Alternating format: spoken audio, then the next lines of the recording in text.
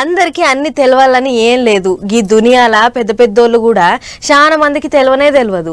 ఎందుకనంటే ఎవళ్ళ పని వాళ్ళు వేసుకుంటానికే తీరతలేదు. ఇక గాల్ లెవెల్ గీ లెవెల్ అని పట్టించుకునే రికాం ఉంటది ఆ జనాలకు. అట్లనే గీ నడుమ ఒక ఆడికి ప్రపంచంలోనే బగ్గ ఫేమస్ అయిన శ్రీమంతుడు వచ్చిండు. ఛాయ్ తాగిండు, ఫోటోలు దిగిండు, హాయ్ అన్నాడు, బాయ్ అన్నాడు. అంత మంచిగానే ఉన్నది కానీ ఇగో ముచ్చటనే పరిశాన్ ఉన్నది చూడుర్రి.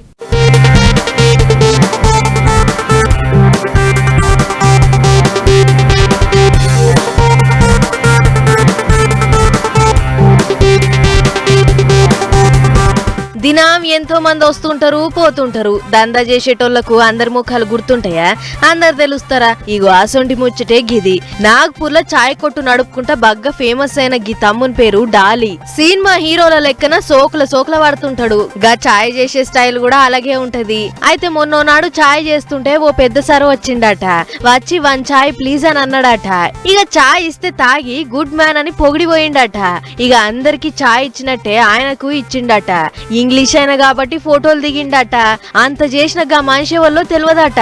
వచ్చింది ఎంత పెద్ద సారో అని ఆలీళ్ళు పక్క పొంటోళ్ళు పేపర్లు టీవీలోళ్ళు చెప్తే గాని చాయ్ దుఃఖం డాలీకి దిమాక్ల బుగ్గ ఎలగలేదట.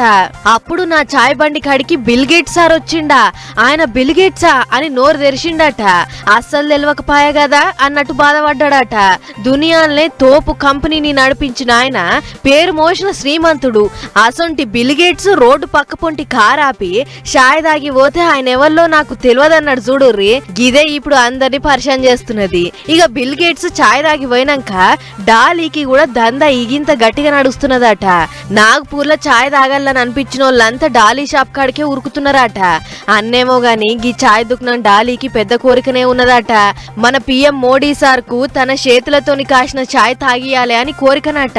మరిగ సారి ఎప్పుడన్నా ఛాన్స్ ఇస్తాడో లేదో చూడాలే.